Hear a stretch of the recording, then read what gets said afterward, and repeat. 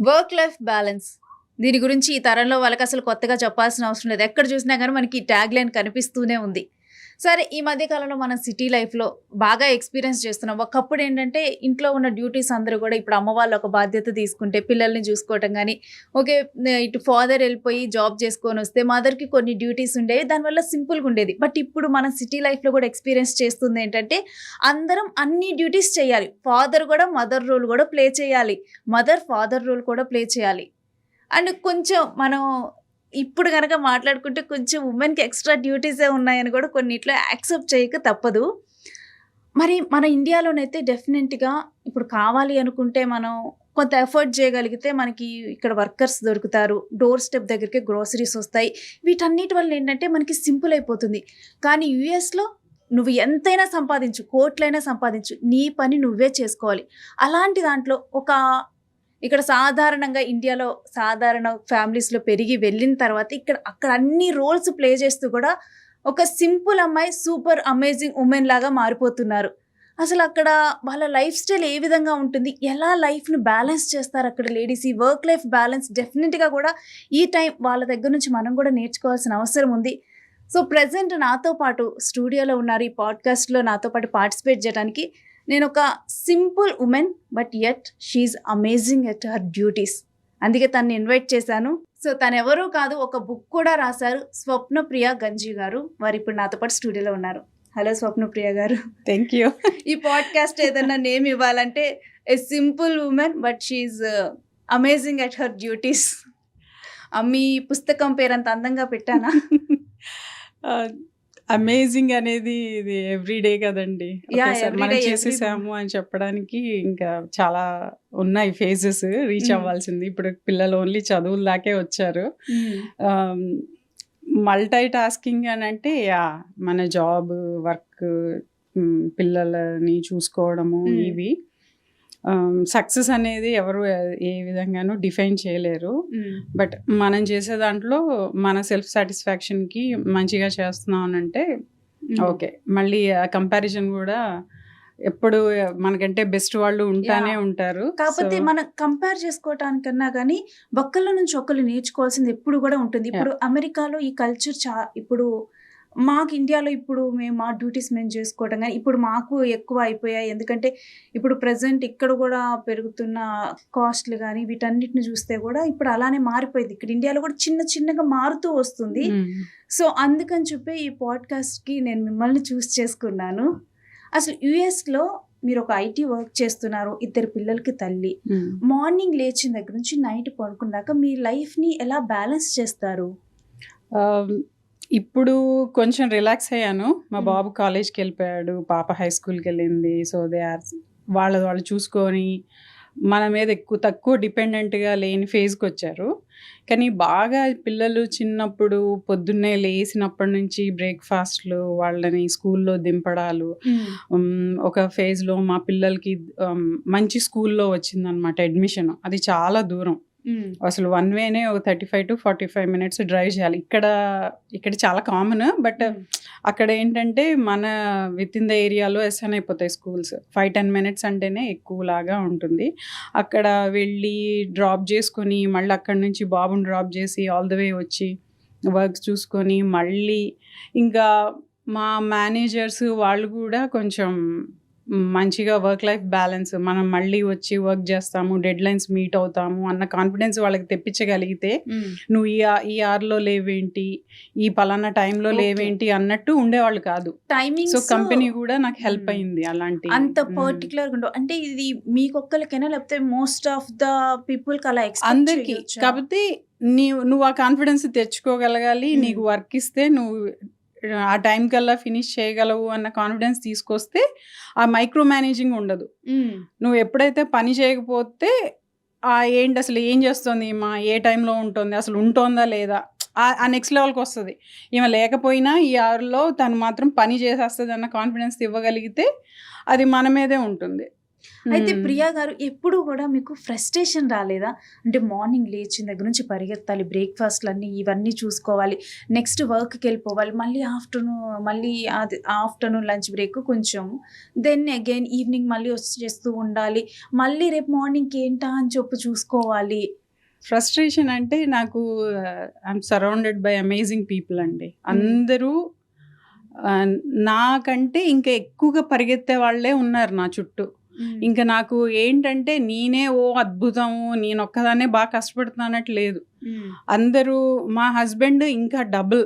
ఆయన అసలు ఇంకా పొద్దున్నే లేసి ఆ పిల్లల్ని చిన్నప్పుడు విసుక్కోవడానికి లేదు. ఎందుకంటే తను ఎంబీఏ పార్ట్ టైం ఎంబీఏ చేసేవాళ్ళు, జాబ్ చేసేవాళ్ళు. ఒక పార్ట్ టైం ఆ ఎంబీఏని ఎఫర్ట్ చేసుకోవడానికి తను ఇంకో పార్ట్ టైం జాబ్ చేసేవాళ్ళు. నైట్ అసలు ఎప్పుడు పడుకునేవాళ్ళో తెలీదు, ఎప్పుడు లేసేవాళ్ళో తెలీదు.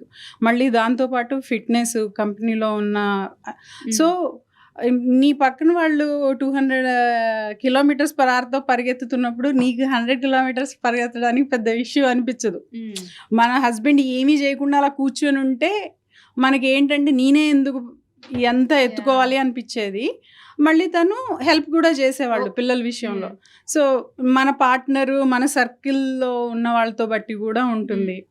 అండ్ మోస్ట్లీ కూడా ఇప్పుడు అందరూ, సరే మనం అందరి గురించి పక్కన పెడితే మన ఇండియన్స్ గురించి మాట్లాడితే కనుక అందరూ పరిగెడుతూనే ఉంటారు అనుకుంటా. సపోజ్ కొంతమంది అమ్మాయిలు ఉంటారు ఈ మధ్య కాలంలో, లైక్ అక్కడ జాబ్ లేకపోయినా కానీ కొన్ని రోజులు వాళ్ళ రీల్స్ కానీ ఇన్స్టాగ్రామ్లో కానీ ఏదో ఒక విధంగా యాక్టివ్గా ఉండటానికి, ఏదో ఇన్స్టాగ్రామ్ త్రూనా ఆన్ చేయడానికి ట్రై చేస్తూ ఉన్నారు. అంటే అక్కడున్న చుట్టూ ఉన్న వాళ్ళే వాళ్ళని ఆటోమేటిక్గా ఇన్స్పైర్ చేసి వాళ్ళని పుష్ చేస్తున్నారా? అసలు మన తెలుగు వాళ్ళ బ్లడ్లోనే ఉందండి. నువ్వేమి ఎర్న్ చేయకుండా ఇంట్లో కూర్చుంటే అంటే ఏదో విధంగా ప్రొడక్టివ్, లేకపోతే ఎవరు నిన్ను పెద్ద పట్టించుకోరు, పేరెంట్స్ అనే కాదు అసలు. సో అలా నేను చాలా కంటెంట్గా ఏమీ చేయకుండా ఉండేవాళ్ళని, వేరే స్టేట్స్ వాళ్ళని నేను చాలామందిని చూసా. కానీ మన తెలుగు వాళ్ళు అయితే అసలు నా సర్కిల్లో అయితే జాబ్ చేయకుండా లేని అమ్మాయిలే లేరు. ఫస్ట్ ఆఫ్ ఆల్ ఒక టైంలో ఈ లాస్ ఇవన్నీ అంత ఫ్లెక్సిబుల్ కానప్పుడు ఉన్నారు. కానీ వాళ్ళు కూడా కాన్స్టెంట్గా ఏ విధంగా మనీ సంపాదిద్దాము, ఏ విధంగా మనం మన హస్బెండ్కి హెల్ప్ చేద్దాము, అంటే నేను ప్రొడక్టివ్గా లేకపోయినా పిల్లల్ని చూసుకుంటున్నాను అది ఇది అని చెప్పి ఉన్నా కానీ స్టిల్ ఏదో విధంగా మనీ చేయాలి అన్నట్టే నేను ఎప్పుడు అలాంటి వాళ్ళతోనే ఉన్నాను, అలాంటి వాళ్ళనే చూశాను. ముఖ్యంగా మన తెలుగు 2 రాష్ట్రాల్లో కూడా ఆ పరుగు ఉంది ఇన్బిల్ట్. ఓకే. అండ్ మన వాళ్ళు డెఫినెట్గా ఒక దగ్గర ఉంటే చుట్టూ కూడా కమ్యూనిటీ లాగా ఫామ్ అవుతారని నేను ఒకళ్ళకొకళ్ళు హెల్ప్ చేసుకోవటం కానీ అక్కడ గ్రో అవ్వటానికి ఇది ఎలా ఉంటుంది ఈ కల్చర్? అంటే నేను ఫస్ట్లో ఉన్నది డాలస్, ఫస్ట్ అయితే న్యూజెర్సీకి వెళ్ళాను, అక్కడ నుంచి కాలిఫోర్నియా నుంచి మినియాపోలిస్. అక్కడ నేను ఒక 15 years ఉన్నాను. అక్కడ నాకు ఎక్కువ మందితో ఇంటరాక్షను, అసలు జాబ్ లేకుండా ఉన్న వాళ్ళతో కొంచెం అలా ఉంది. ఆ తర్వాత ఇప్పుడు నేను డాలస్ ఫ్రిస్కోకి మూవ్ అయ్యాను. సో ఎక్కువ అంటే నేను మినియాపోలిస్ ఆర్ డాలస్ గురించి మాట్లాడగలను. మిగిలిన దాంట్లో కొంచెం నాకు చాలా ఇనీషియల్ ఇయర్స్ కాబట్టి ఎక్కువ అబ్జర్వ్ చేయడం అది కూడా ఎక్కువ లేదు. సో మినియాపోలిస్లో అయితే చాలా పాజిటివ్గా ఉండేవాళ్ళు పీపుల్. జాబులు లేకపోయినా కానీ ప్రతి దాంట్లో వెరీ హెల్ప్ఫుల్గా. అప్పుడు నాకు పిల్లలు కూడా చిన్నవాళ్ళు. సో నేను వాళ్ళ హెల్ప్ మీద కూడా చాలా డిపెండెంట్ అయ్యేదాన్ని. ఆఫీస్ నుంచి రావడానికి, లేకపోతే పిల్లలకి సిక్గా ఉంటే వాళ్ళని ఉంచుకోవడానికి, అలా మానిటరీగా ఎవరికెవరు బాగా ఎక్స్పెక్ట్ చేయకుండా చాలా సెల్ఫ్లెస్ లవ్ లాగా ఉండేవాళ్ళు మనుషులు. మన తెలుగు వాళ్ళు ఎక్కువ ఉండేవాళ్ళు అక్కడ కూడా. అట్లీస్ట్ మనం అలాంటి వాళ్ళని ఎత్తుక్కుంటాం కదా మన ఫ్రెండ్ సర్కిల్లో. సో మంచిగా ఒకరికొకళ్ళు హెల్ప్ చేస్తూ, బాయ్స్ కూడా చాలా మంచివాళ్ళు. అంటే మనం చూసే డిమాండింగ్ ఉంటారు, మగవాళ్ళు ఇలా ఉంటారు అలా ఉంటారు, అసలు అలాంటి వాళ్ళు ఎక్కువ కనపడేవాళ్ళు కాదు. చాలా హెల్ప్ఫుల్గా దీని మీద మాట్లాడుతున్నారు కూడా. ఈవెన్ కొన్ని సోషల్ మీడియా ప్లాట్ఫామ్స్ మీద మీరు ఇండియాలో ఉన్న మగవాళ్ళు వేరు, ఇక్కడున్న వాళ్ళు వేరు. ఇక్కడున్న వాళ్ళు డెఫినెట్గా కూడా వాళ్ళు పని చేస్తూనే ఉండాలి. ఇండియాలో వాళ్ళు ఎలా బిహేవ్ చేసినా కానీ, ఇప్పుడు మనకేంటంటే ఇక్కడ ప్లేట్ అంటే అమ్మాయి తీయాలి, మదర్ తీస్తుంది, అబ్బాయిలు తీరు, ఈ కైండ్ ఆఫ్ కల్చర్లో పెరిగినా కానీ అక్కడికి వచ్చిన తర్వాత ఆటోమేటిక్గా మారిపోతారు అంటారు. అక్కడ కొంచెం ఫస్ట్లో ఉంటారేమో, కానీ ఒకళ్ళనొకళ్ళు చూసి అదే చెప్తున్నా కదా, పాజిటివ్ గా ఉంటే తను మాత్రం ఇంకొకరు ఎన్ని పనులు మారిపోతారు. చేస్తారని చెప్పి తర్వాత రియలైజ్ ఇక్కడ మళ్ళీ అక్కడ డొమెస్టిక్ హెల్ప్ కూడా ఉండదు, వైఫే చేయాలి. సో నువ్వు నలుగురిని చూసి అందరూ చేస్తుంటే నువ్వు అక్కడే అలా కూర్చొని ఉండడం వాళ్ళకి మంచిగా అనిపించదు. సో మనుషులు స్లోగా మారిపోతారు. సో బాగానే ఉంటారేమో, కానీ నా సర్కిల్లో ఎక్కువ లేరు. ఒకప్పుడు గనక ఏదైనా ఫంక్షన్స్ అయితే ఇంట్లో చిన్న చిన్న ఇప్పుడు పెద్దమ్మలు చిన్నమ్మలు వీళ్ళందరూ వచ్చేసి కూడా కొంచెం కుకింగ్ చేసేసి వచ్చిన రిలేటివ్స్ కి సర్వ్ చేసేవాళ్ళు. ఇప్పుడు అబ్రాడ్ లో చిన్న చిన్న ఇప్పుడు సెరమనీ ఫంక్షన్స్ అయినా కానీ వీటిలో కూడా ఆ kind of culture social media post లో చూస్తూ ఉంటాం. అక్కడకున్న లేడీస్ ఒకరికొకరు ఒక్కొక్క ఐటమ్ తీసుకొని రావటం కానీ దట్ ఫీల్స్ సో పాజిటివ్. నేను ఒక ఆంటీ యుఎస్కి వచ్చారు విజిటింగ్. అందరము ఆ అమ్మాయి పొద్దున్నే 4:30కి లేసి 4కి లేసి వంటలన్నీ చేశారు.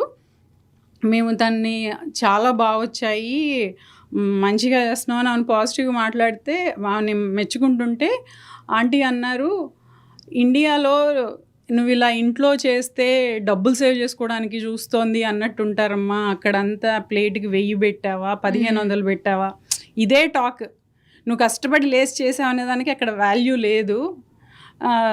సో డబ్బు ఎంత విచ్చలవిడిగా పోసేస్తున్నావు అనేదే అక్కడ లెక్క అయింది. ఇక్కడ నాకు చాలా మంచిగా అనిపించింది, మళ్ళీ పాతకాలంలో లాగా అనిపించింది అని అన్నారు. కానీ అసలు అలా ఉండాలి కదా మనము. కానీ ఇండియాలో ఏంటంటే ఎక్కువ మంది అలా చేస్తారు కాబట్టి ఏం పట్టించుకోరేమో ఇంట్లో చేసుకోవడం అనేది, బయట నుంచి తెచ్చుకోవడం. అక్కడేమో బయట నుంచి తెచ్చుకోగలిగినా కానీ నువ్వు ఇంట్లో చేస్తున్నావు కాబట్టి నీ ఆ ఎఫర్ట్ని బాగా అప్రిషియేట్ చేయడము, నువ్వు ఒంట్లో బాగాలేకపోతే కూరలు అవి ఇవి పంపించిన గ్రాటిట్యూడ్ ఉండడము అవన్నీ ఉంటాయి. ఇక్కడ ఉంటాయి కాకపోతే నేను టచ్ కాకపోతే ఇక్కడ మళ్ళీ అడుగడుగునా ఉంటాయి కాబట్టి డిపెండెంట్ అవ్వకుండా వెంటనే కర్రీస్ అవి ఇవి తెచ్చుకోవడము. మళ్ళీ వస్తుంది ట్రెండ్ వస్తుంది అంటే ఇంట్లో హోమ్ కుకింగ్ ఈజ్ హెల్దీ అని అందరికీ వస్తుంది కాబట్టి స్పృహ మళ్ళీ వస్తుంది. And when it comes to ఇప్పుడు పిల్లల గురించి వచ్చేసరికి ఇనీషియల్ స్టేజెస్లో ఇప్పుడు పిల్లల్ని అక్కడ స్కూల్లో జాయిన్ చేయటంలో కానీ ఆ టైంలో ఇండియన్స్ అని చెప్పి కానీ ఏమైనా వివక్ష కానీ ఇలా ఏమైనా ఉంటుందా? ఏమీ లేదండి, ఇప్పటికీ ఉండదు. మన పిల్లలు కొంచెం ఫాస్ట్గా ఉంటారు. సో వాళ్ళని కొంచెం వేరే గ్రూప్స్లో వేయడము, ఎందుకంటే మనం కొంచెం కొంచెం అకాడమిక్ ఫోకస్ ఉంటాం ఇండియన్స్ ఎందుకో. దానివల్ల కొంతమంది అమెరికన్స్ టీచర్స్ విసుక్కుంటే కూడా ఉంటుంది. మన వాళ్ళు ఇంకా వేరే విషయాలు కాకుండా అట్లా. ఎస్పెషల్లీ ఎక్కువ వినేది ఏంటంటే బుల్లింగ్, దాని గురించి ఎక్కువ వింటాము. ఇండియన్ స్టూడెంట్స్ ని కర్రీ అని అనటం కానీ, కర్రీ స్మెల్ వస్తుంది అనటం కానీ, లేకపోతే వాళ్ళ డ్రెస్సింగ్ సెన్స్. ఇప్పటికీ కూడా ఏంటండి మీ అమెరికన్ మామ్స్ ఆయిల్ పెట్టి పంపిస్తున్నారంట పిల్లల హెయిర్ కి, దీని గురించి కూడా విన్నాం మేము కొంతమంది. అదేలేండి, ఇంకా మరి మేబీ ఒక టైంలో ఉండేవాళ్ళేమో కానీ ఇప్పుడు చూస్తుంటే మాత్రం మన తెలుగు వాళ్ళు కూడా బాగానే అప్గ్రేడ్ అయ్యారు. చాలా సోషల్ మీడియాలో డూస్ అండ్ డోంట్స్ వచ్చేసాయి. పిల్లలు కూడా బాగా చెప్పగలుగుతున్నారు నాకు ఇది వద్దు ఇది కావాలి అని. ఎందుకంటే పేరెంట్స్ వాళ్ళని అలా మాట్లాడనివ్వనిస్తున్నారు. ఓ 25 ఏళ్ల క్రితము నేను చెప్పింది విను బికాజ్ ఐ సెట్ సో టైప్లో ఉండేవాళ్ళేమో. ఇప్పుడు మన అమ్మలు మారారు, పిల్లలు మారారు, చుట్టూ ఎలా ఉండాలి ఎలా ఉండకూడదు అనేది కూడా నీకు కంటిన్యూస్గా వాట్సాప్ సోషల్ మీడియాలో నీకు ఫీడ్బ్యాక్ వస్తూనే ఉంటుంది. సో అంత బుల్లింగ్ అది అమెరికన్ సొసైటీలో అమెరికన్ పిల్లలకు కూడా జరుగుతుంది బుల్లింగ్. మన ఇండియన్ బేసిస్ మీద అనేది ఉంటుంది, కానీ అది అంతటా ఉన్నదే. అందరి పిల్లలకి బుల్లింగ్ అట్ సమ్ ఫేజ్, ప్రతి కిడ్కి కాదు. అయ్యింది అంటే జస్ట్ ఇండియన్స్నే టార్గెట్ చేసుకుందాం అని కాదు. నువ్వు మెతగ్గా కనిపించావు, కొన్ని క్వాలిటీస్ ఉంటాయేమో. మా సర్కిల్లో అయితే ఏ పిల్లలకి కాలేదు. సో అందరూ కాన్ఫిడెంట్గా ఉంటారు పిల్లలు. ఏదన్నా అంటే they can give it back. కొంచెం ఎక్కువ వల్నరబుల్గా ఉన్న పిల్లల్ని టార్గెట్ చేసి బుల్లీ చేస్తారని అంటారు. ఫేస్ చేయట్లేదు, బట్ ఎక్కడో ఒక్కళ్ళైనా ఫేస్ చేస్తూ అయినా ఒకవేళ ఉంటే అదే అమెరికన్ కిడ్స్ కూడా ఫేస్ చేస్తున్నారు బుల్లింగ్. మీరు చెప్పే సజెషన్స్ ఏంటి వాళ్ళకి, వాళ్ళ పిల్లల్ని కానీ చిన్నప్పటి నుంచి? ఇప్పుడు సపోజ్ కొంతమంది మేబీ మన ఇండియన్స్ అక్కడ ఉన్న వాళ్ళ పిల్లల్ని ఇప్పుడు ఇనిషియల్ స్టేజెస్ లో స్కూల్ కి పంపిస్తున్నారా? మీరు ఆల్రెడీ మీ పిల్లల్ని పెద్దవాళ్ళు అయిపోయారు కాబట్టి పెద్దవాళ్ళు మీరు అయ్యారు. ఫేస్ చేసినవి కానీ లేకపోతే ఎలా వాళ్ళు ఉండాలనేది కానీ మీరు ఏం చెప్తారు? పిల్లలు అంటే వాళ్ళు ఎలా ఉండగలరో అలాగే వాళ్ళు ఉంటూ ఉంటారు. మనం పేరెంట్స్ లాగా అంటే వాళ్ళొచ్చి మనకేదన్నా ప్రాబ్లమ్ చెప్తే నువ్వేం చేసావులే మనకొక అలవాటు కదా. లేకపోతే కొంతమంది ఏంటంటే చిన్న విషయాల్ని బాగా డ్రాగ్ చేస్తారు కూడా. అదొక ఫైన్ బ్యాలెన్స్. నువ్వు అదేంటి ఏది ఎంతవరకు ఆపేయాలి, ఏది నిజంగా స్ట్రిక్ట్ నో అనేది మనకు తెలియాలి. ఇప్పుడు చిన్నపిల్లలు తెలియక ఒక మాట అంటారు, దాన్ని పట్టుకొని నేను ఇండియన్ కాబట్టి నువ్వు మాట్లాడుతున్నావు అనేది ఏం లేదు. వాళ్ళకి అలాగ అనిపిస్తే ఇంకో అమెరికన్ కిడ్నైనా అంటారు. అండ్ సో మనకి కొంచెం మనం ఆ కాంటెక్స్లో మాట్లాడి మనకు తెలియదు అనుకుంటే ఒకసారి టీచర్తో మాట్లాడి నువ్వు వేరే వాళ్ళతో వ్యాలిడేట్ చేసుకొని ఇది కరెక్టా, నేను ఇంత రియాక్ట్ అవ్వటం అనేది రైటా రాంగా అనేది మనకి కరెక్ట్గా తెలియపోతే ఒకసారి వ్యాలిడేట్ చేసుకుంటే బెటర్. మనమే అన్నిటికీ మన చేతిలోకి థింగ్స్ తీసేసుకోకుండా. అండ్ ఇంకొకటి ఏంటంటే నేను విన్నది, ఇప్పుడు అబ్రాడ్లో ఉన్న వాళ్ళ పిల్లల్లో ఆటిజం ఎక్కువగా వస్తుంది. ఎందుకంటే ఎక్కువ మంది కూడా ఇప్పుడు ఎక్కువ మందితో వాళ్ళు మాట్లాడరు, మదరు ఫాదరు, లేకపోతే వీళ్ళు జాబ్స్కి వెళ్తే ఒక ఆయా టేక్ కేర్ చేయడానికి ఆమె ఉంటారు. ఇంకా వీళ్ళతోనే ఉండటం వల్ల ఎవరైనా బయట నుంచి వస్తే వాళ్ళు భయపడటం కానీ ఇలాంటి ఆటిజం కండిషన్స్ ఎక్కువగా కనిపిస్తున్నాయని విన్నాను. అది ఆటిజంకి ఇవి సిమ్టమ్స్ కాదు, కాకపోతే ఆటిజం రేట్స్ పెరిగాయి. అది ఇండియన్స్ అనే కాదు, ఓవరాల్గా మొత్తం యుఎస్లోనే పెరుగుతున్నాయి. ఎవరు కరెక్ట్గా చెప్పట్లేదు. సో సైన్స్ లేదన్నప్పుడు ఇంకా స్పెక్యులేషన్స్ ఎక్కువ, వ్యాక్సిన్స్ అని ఫుడ్ అని అలా ఇలా అంటున్నారు. ఎవరికి ఏమీ ఫైండ్ అవుట్ చేయలేకపోయారు. కానీ ఆటిజం రేట్స్ ఇండియన్స్కే కాదు అమెరికన్స్కి కూడా బాగా పెరిగాయి. కాకపోతే మన ఇండియన్స్లో అసలు ఉండకపోయేసరికి ఈ మాత్రం కనిపించడం కూడా ఎక్కువ అయింది అని అనుకుంటున్నాము. ముఖ్యంగా నేను డాలస్లో ఉంటాను. డాలస్ వెదర్ వైజ్ మంచిగా ఉంటుంది, Atlanta, Dallas, California. So Minnesota ఇలాంటి ప్లేసెస్లో చలికి వాటికి ఫ్రీక్వెంట్గా బయటికి రాలేరు, దానివల్ల పిల్లల్ని ఆడించలేరు. సో అలాంటి వాళ్ళందరూ ఇలా బెటర్ వెదర్ ఉన్న ప్లేసెస్కి మైగ్రేట్ అవుతున్నారు. సో మాకైతే ఇంకా ఎక్కువ మంది కనిపిస్తారు. మిన్నసోటాలో ఉన్న 4-5 పిల్లలు కూడా అందరూ టెక్సస్కే మూవ్ అవుతున్నారు వెదర్ కోసం, వాళ్ళని ఎంటర్టైన్ చేయడం కోసం అట్లా. సో ఇంక నువ్వు డాలస్లో ఉన్నావు అనుకోండి, అమ్మో ఎంతమంది ఆర్టిస్టిక్ కిడ్స్ ఉన్నారో అని అనిపిస్తుంది. అది రీజన్ ఏంటి అంటే ఫుడ్ అనడం, ఆ తర్వాత లేట్గా పిల్లలు పుట్టడము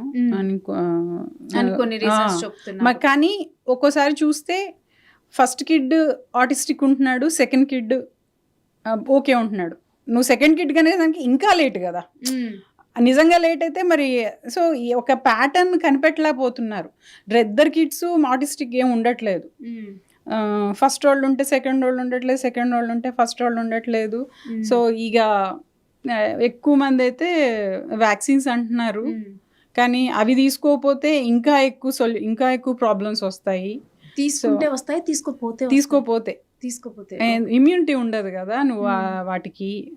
సో కిడ్స్ లో ఇప్పుడు ఆటిజం రాకుండా మదర్ గా ఉన్న అంటే మదర్ ఊమ్ లో ఉన్నప్పుడే ఇవ్వటం జరుగుతుందా లేకపోతే ఏంటి? వ్యాక్సిన్స్ పుట్టిన తర్వాతే. అసలు నిజంగా ఆటిజం వల్ల నువ్వు చాలా డిఫరెంట్గా ఫేషియల్ ఫీచర్స్, కొంతమంది పిల్లలు అట్లా ఉంటారు, అలాంటి వాళ్ళని నువ్వు బర్త్లో కడుపులో ఉండగానే చెప్పేస్తారు, మెజర్మెంట్స్ అన్నీ తీసుకొని సిమెట్రికల్గా ఉన్నదా ఇట్లా అవన్నీ. అలా వాటిల్లోనే బై బర్తే ఆటిస్టిక్ అంటే చెప్తారు, నీకు పుట్టబోయే పిల్లాడు బుద్ధిమాంద్యంతో పుట్టబోతున్నాడు అని చెప్పేసి. అప్పుడు తీయించేసేసుకుంటారు, ఎందుకంటే లైఫ్ లాంగ్ కంటే వాడికి పెయిన్, ఆ పాపకి. కానీ కొంతమంది పిల్లలు ఏంటంటే పుట్టడం మంచిగానే పుడుతున్నారు, over a period of time వాళ్ళ గ్రోత్ మైల్ స్టోన్స్ అన్నీ రీచ్ కాలేకపోతున్నారు. దానికి మరి ఏంటి అనేది ఎవరు కనిపెట్టలేకపోతున్నారు. కొంతమంది ఫస్ట్ ఇయర్ సెకండ్ ఇయర్ వరకు యాక్టివ్గా ఉంటున్నారు, తర్వాత సడన్గా డల్ అయిపోతున్నారు. సో ఇక దానికి చాలా రీసెర్చ్ జరగాలి. ఇంకొంతమంది ఏంటంటే నువ్వు ఎర్లీగా ఇంటర్వ్యూన్ అయ్యి కొంతమంది డినైల్ స్టేట్లో ఉంటారు. మా పిల్లలు కూడా మా ఆయన కూడా 7 ఏళ్ల వరకు మాట్లాడలేదట, అదట ఇదట అని చెప్పేసి కొంచెం ముందుగానే తెలుసుకొని వాళ్ళకి స్పెషల్గా స్పీచ్ థెరపీలని అవని ఇవన్నీ పెడితే బెటర్ అయిన వాళ్ళు ఉన్నారు. మన ఫ్యామిలీలో అట్లా ఉండదు, మన ఏదో లేకపోతే కొంతమంది పిల్లలు బాగా హైపర్ ఉంటే నువ్వు తులిపి అది ఇది అని చెప్పేసి నువ్వేమీ చేయకుండా ఉంటే అది ఇంకా వర్స్ అయ్యే ఛాన్సెస్ కూడా ఉన్నాయి. సో కొంతమంది ఏంటంటే చెప్తే వింటారు, నాకు కూడా అనిపిస్తోంది మా బాబు నిజంగానే అని. కొంతమంది ఏంటంటే వాళ్ళకి అసలు ఇష్టపడరు. అది మా ఫ్రెండ్ ఉంది డాక్టర్, పీడియాట్రిషియన్, ఆమెకి తెలిసిపోద్ది వెంటనే పిల్లల్ని ఐ కాంటాక్ట్ లేకపోవడం చూడటం. అది ఆమె ఆ డాక్టర్ ఇప్పుడు నాకు మీకు లాగా కాదు, డాక్టర్ చెప్పినా కానీ ఆ డినైల్ లేదండి అదేం లేదు మేము అనుకున్నాం కానీ అట్లా ఏదో కొట్టేసి మరీ వరుస అయిన తర్వాత అప్పటికేదో ఓకే. కొన్నేమో అసలు ఏమీ చేయలేము, కొన్నేమో బెటర్ చేయొచ్చు వయసుతో.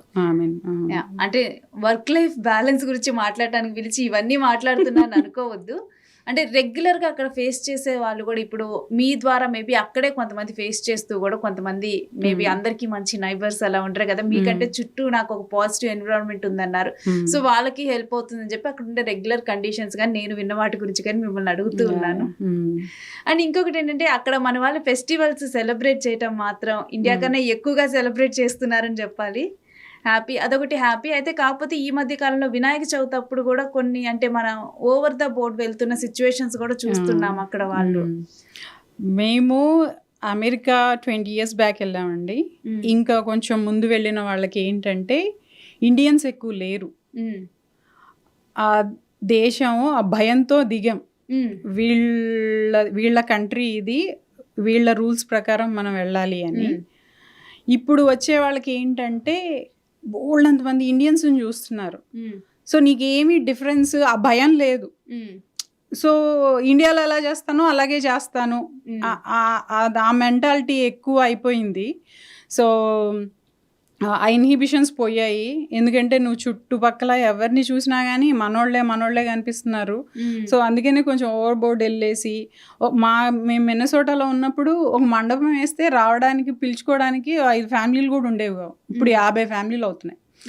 ఆబ్వియస్లీ 50 ఫ్యామిలీలు అవుతే ఏదైనా గుంపులానే అనిపిస్తుంది, మన పాపులేషన్ ఎక్కువైంది. సో నువ్వు చిన్నగా చేసినా కానీ చాలా పెద్దగా అనిపిస్తోంది. ఎందుకంటే జస్ట్ పిలిస్తేనే, అసలు వరలక్ష్మి వ్రతం చేసుకుంటేనే ఒక తాంబూలాలు తీసుకోవడానికి 15 కార్లు ఇంటి చుట్టూ ఉంటాయి. సో అదే వాళ్ళకి అనిపిస్తే ఇంకా మనోళ్ళు ఇంకా నెక్స్ట్ పాపులేషన్ ఎక్కువైంది, దానివల్ల ఏదైనా అనిపిస్తుంది. ఇంకా దానికి తోడు మనోళ్ళు ఆ భయం పోయి ఏదైనా ధైర్యంగా ధీమాగా చేస్తూ డీజేలు పెట్టడం అది ఇది, ఇంకా వాళ్ళు అది మాకే భయం వేస్తుంది. ఒక్కోసారి మనకే కోపం నచ్చట్లేదు, ఇంకా కొత్త వాళ్ళకి కొంతమంది చేయటం వల్ల ఇప్పుడు అందరికి కూడా పేరు వస్తుంది, దాని వల్ల కొత్త కాంప్లికేషన్స్ మనం జనరేట్ చేసుకున్నట్లు అవుతుందని భయం. అవునవును, సినిమాలు ఇవన్నీ కొంచెం చేస్తున్నారు. ఇంకా మరి రియలైజ్ అవుతారో లేకపోతే వాళ్ళే ఇంక వీళ్ళు మారరు అని వాళ్ళు అడ్జస్ట్ అవుతారు. మీరే చెప్పాలి కూడా. మేము సోషల్ మీడియాలో చెప్పగలిగేంత చెప్తున్నాం అండి ఇలా చేయొద్దు అని. ఎందుకంటే మీరు రాసే కాదు కదా, మీరు వర్డ్స్ తో కూడా ఇన్స్పైర్ చేయగలరు కదా. నాలో ఉన్న ప్రేమ అని బుక్ కూడా రాశారు కదా. యా అది కాకపోతే నేను సోషల్ మీడియాలో తెలుగులోనే రాశారు కదా. తెలుగు చాలా మంది అక్కడికి వెళ్ళిన తర్వాత తెలుగును మర్చిపోతారు. ఇప్పుడు మీరు చూస్తే కూడా మీరు అసలు యుఎస్ వెళ్ళారంటే ఎవరు నమ్మరు, అంత స్పష్టంగా మాట్లాడుతున్నారు తెలుగు. నాకు తెలుగు అమెరికాకి వెళ్ళిన తర్వాత ఇంప్రూవ్ అంటే తెలుగు రాయడము, ఇక్కడ ఉన్నప్పుడు మనం ఫోన్లో అట్లా ఏమీ తెలుగు ఏమి ఉండేది కాదు కదా. ఇప్పుడు నీకు నిజంగా తెలుగులో రాయాలనుకుంటే చాలా టూల్స్ వచ్చేసాయి, లేఖిని అని అదని కీప్యాడ్స్ అని అవని ఇవని. మా అప్పుడు చాలా కష్టపడాలండి తెలుగులో నిజంగా ఏదైనా రాయాలి అంటే. ఇప్పుడు అయిపోయింది, కొంచెం పిల్లలు పెద్దోళ్ళు అయ్యారు, మనకేమన్నా ప్యాషన్స్ ఉంటే ఇలాంటివి. పిల్లలు కూడా ఇంతే స్పష్టంగా తెలుగులో మాట్లాడతారా? మా బాబు పర్లేదు, తెలంగాణ యాసలో కూడా మాట్లాడతాడు. చిన్నప్పుడు వచ్చి ఒక 1 year ఉన్నాడు.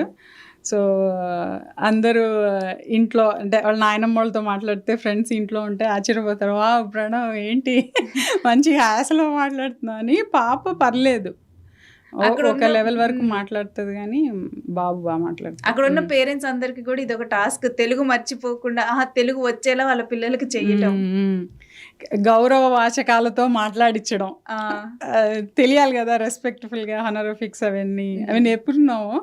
బుక్ చదవలేరు. పాపం కష్టపడి నేర్పించిన వాళ్ళు కూడా ఒక 5-10 ఏళ్ళు చదవడం మర్చిపోతే అక్షరాలని మర్చిపోతున్నారు. అంటే అక్కడ ఇప్పుడు మన తెలుగు వాళ్ళు ఎవరైనా కానీ తెలుగు వాళ్ళ కోసం తెలుగులో ట్యూషన్ చెప్పటం కానీ ఇలా ఉంటుందా? మీరు మేము అలా ఆన్లైన్లో పంపిస్తారా? పెట్టించాము, అది ఇది చేసాము. మనబడి అని ఇంకా అలాంటివి చాలామంది ఇంట్రెస్టెడ్తో పెట్టారు. ఇంకో ప్రోగ్రామ్ కూడా ఉంది, పేరు మర్చిపోయాను. సో ఆ పిల్లలు అయితే చాలా బాగా మాట్లాడతారు. బాగా మాట్లాడతారు, రాయగలరు, వ్యాసాలు అలాంటి కాంపిటీషన్స్లోను.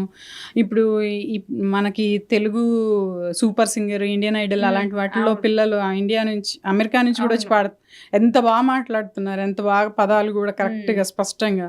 వాళ్ళు చిన్నప్పటి నుంచి పేరెంట్స్ మంచిగా ఇంట్రెస్ట్ తీసుకొని నేర్పారు వాళ్ళకి. పిల్లలకి కూడా ఇంట్రెస్ట్ ఉంది. మా పిల్లలు ఇక కొంచెం నా ఫోర్స్తోనే ఒక లెవెల్ వరకు నేర్చుకున్నారు. ఇంకా వాళ్ళు మాట్లాడగలుగుతున్నారు. మాకు అంతకు మించి ఎందుకు అంటారు, నేనే చెప్పలేకపోతున్నాను. నా బుక్ చదవటానికి రా అంటే మా అమ్మాయి ట్రాన్స్లేటర్లో పేజ్ మొత్తం ఇస్తే మొత్తం ఇచ్చేస్తుంది. నాకు బుక్లో నేను ఇంగ్లీష్లో చదువుకోగలనులే. అంటే ఈ బుక్స్ రాయటం అనేది మీకు బిఫోర్ ఇండియాలో ఉన్నప్పటి నుంచి హాబీయా, అసలు లేకపోతే ఇప్పుడు లేదండి. కొత్తగా వచ్చిన హాబీయా?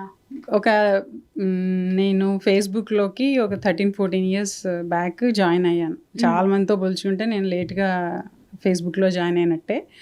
ఫస్ట్లో ఇంగ్లీష్లో రాసేదాన్ని, తర్వాత తెలుగులో అసలు ఎలా రాయాలి అనేది నేను ఫిగర్ అవుట్ చేసుకొని తెలుగులో పోస్టులు రాస్తూ ఉంటాను. కాకపోతే మీలో ఆ కవిత్వం కానీ అది ఎప్పటి నుంచో ఉందా? కవిత్వం లేదు, అది ఒక ఇప్పటికీ కవిత్వం రాయలేదు. అంటే లైక్ మన ఫీలింగ్స్ ని బ్యూటిఫుల్ గా ఎక్స్ప్రెస్ చేయడం ఆబ్వియస్లీ అది కవిత్వం కిందే మారిపోతుంది. నేను రియలిస్టిక్గా రాస్తాను, బ్యూటిఫై చేసి అనేది అంత రాదు. ఉన్న సిట్యువేషన్ని కొంచెం బోర్ కొట్టకుండా రాయగలను, చదివించగలను. బ్యూటిఫికేషన్ అది ఇంకా చెప్పలేను. కానీ ఇప్పుడు నాలో ఉన్న ప్రేమ ఈ బుక్ లో ఏ కైండ్ ఆఫ్ కంటెంట్ ఉంటుంది? అదొక ఫీల్ గుడ్ లవ్ స్టోరీ అండి. ఒక అమ్మాయి తన ప్రేమ కథని వాళ్ళ హస్బెండ్కి తెలీదు, ఆమె వర్షన్ ఆఫ్ లవ్. ఇద్దరూ కలిసి ప్రేమించుకొని పెళ్లి చేసుకుంటారు. ఆ అబ్బాయి వరకు అయితే నేను ఇష్టపడ్డాను ఈ అమ్మాయిని, మాకు ప్రపోజ్ చేశాను, నాకు యాక్సెప్ట్ చేసింది అనే ఆలోచనలోనే ఉంటాడు. ఈ అమ్మాయికి కొన్ని కారణాల వల్ల ఎప్పుడు ఆమె ప్రేమని చెప్పదు. తర్వాత ఉట్టిగాల ఏముందిలే మళ్ళీ మంచి అకేషన్ వచ్చినప్పుడు చెప్దాం అనుకుంటూ ఉంటుంది. సో వాళ్ళ 20th యానివర్సరీకి ఆమె సైడ్ ఆఫ్ లవ్ స్టోరీని అంతా తన మాటల్లో ఒక పుస్తకంలో రాసి ఆయనకి 20వ యానివర్సరీకి గిఫ్ట్లా ఇస్తుంది. ఆ కథ అంతా ఈ బుక్ అన్నమాట, నాలో ఉన్న ప్రేమ అనేది. అంటే ఇది ఏమన్నా ట్రూ ఇన్సిడెంట్ నుంచి ఇన్స్పైర్ అయిందా, లేకపోతే చుట్టూ ఉన్న ఎవరైనా, లేకపోతే మీ లైఫ్? అది చదివితే నా స్టోరీ అంటారు, కానీ అక్కడక్కడ అదొక ఫిక్షనల్ స్టోరీ ఇన్స్పైర్డ్ బై ఏమంటారు పాక్షిక వాస్తవాలు అంటారు కదా. కొన్ని అస్సలు ఏది కాదు, అంతా గాల్లోంచి శూన్యంలోంచి పుట్టింది అనేది కాదు. ఎవరికి కాకపోతే మంచిగా ఏంటి అని అంటే ఓవర్ ద బోర్డ్ ఉండదు, ఇది అసలు జరుగుతుందా అన్నట్టు ఏమి ఉండదు. నాకు జరగకపోయినా చాలామంది పిల్లలు ఆ పాత్రలో నన్ను నేను చూసుకున్నాను, నా చుట్టూ జరిగిన కథల్లానే అనిపించింది అలాగే అన్నారు. సో అది ఒక రైటర్ సక్సెస్ అయ్యారంటే అక్కడే కదా. ఇప్పుడు ఏ మూవీ అయినా కానీ నేను చూస్తున్నప్పుడు అది డెఫినెట్ గా కూడా నాకు సంబంధించింది అని కనెక్ట్ అయ్యేలా ఉంటే హిట్ అవుతుంది. అలాగే ఇప్పుడు 5,000 కాపీస్ దాకా వెళ్తుంది. అంటే జనరల్ గా ఇప్పుడు మనం ఒక ఫీల్డ్ లోకి వచ్చిన తర్వాత కానీ మనం టూ మచ్ బిజీ అయిపోయినప్పుడు మనలో ఉన్నటువంటి మనం ఒక కథ చెప్పగలిగే నేచర్ కానీ లేకపోతే కవిత్వం, ఈ సెన్సిటివ్ అది చాలా సెన్సిటివ్ గా ఉంటుంది, అది పోతుంది. కానీ మీరు ఎలా బ్యాలెన్స్ చేసి అది మీకు ఉండిపోయింది? ఇంకా సెన్సిటివిటీ అంటే మన చుట్టూ ఉన్న మనుషులను బట్టి నాకు పెళ్ళైనప్పుడు నేను కొంచెం నిక్కచ్చిగా మాట్లాడుతూ కొంచెం హార్ష్గానే ఉండేదాన్ని. అసలు అలా మాట్లాడకూడదని కూడా తెలీదు, అలాగే పెరిగాను అలాగే అన్నట్టు. తర్వాత నలుగురితో ఉంటూ చిన్న సర్కిల్లో మా హస్బెండ్ కూడా నువ్వు ఇలా మాట్లాడకూడదు, ఇలా చెప్పకూడదు అని, అది కూడా హార్ష్ వేలో చెప్తే మళ్ళీ నచ్చదు. నేను ఇంతే ఉంటాను అన్నట్టు మొండిగా అయిపోతాం కూడా. అది చెప్పే విధానమే చెప్పాలి. సో అలా కొంచెం చెప్పి నన్ను మార్చుకుంటూ వచ్చి, మిగిలిన వాళ్ళు కూడా కొంచెం మనం చనువుగా మాట్లాడుతూ ఉంటే వాళ్ళు ఒక టైంలో నీ గురించి ఇలా అనుకున్నాను తెలుసా, నువ్వు ఫీడ్బ్యాక్ కూడా రెడీగా ఉండాలి, నేను తీసుకుంటాను. సో అలా ఓహో ఇలా ఇలా అని చెప్పేసి బాగా మైల్డర్గా అవుతూ వచ్చాను. సో సున్నితత్వం దాకా వెళ్ళలేదు, కాకపోతే ఒకప్పటికంటే నేను ఇంతే అనుకుంటాను, ఇలాగే మాట్లాడతాను అట్లా కాకుండా కొంచెం ఆలోచించి ఆచితూచి మాట్లాడడం, నెమ్మదిగా ఉండడం, అది కొంచెం వచ్చింది. ఇంకా చాలా ఉంది బెటర్మెంట్కి ఛాన్స్. మీతో ఇంత మాట్లాడిన తర్వాత నేను మీ ఫార్ములాని పట్టేశాను.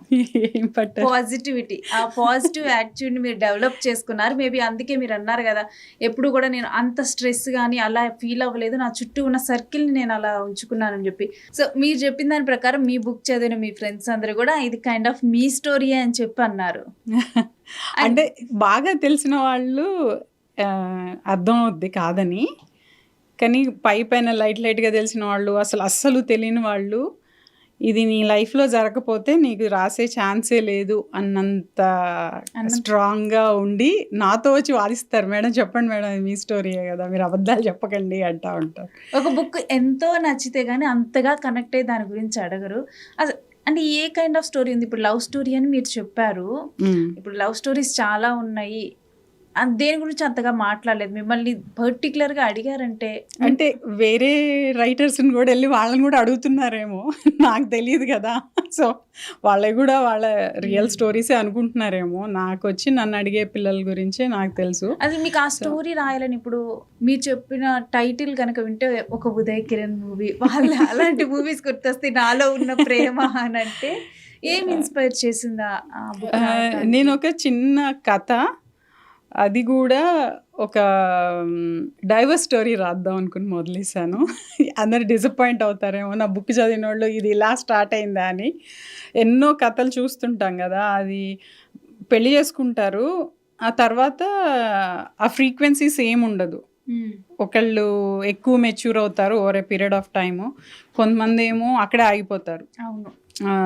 సో సేమ్ ఉండకుండా మనుషులు ఫ్రీక్వెన్సీ మారిద్ది. లేకపోతే నువ్వు దూరంగా చూసి మూవీలు ఉండవు కదా మన టైంలో.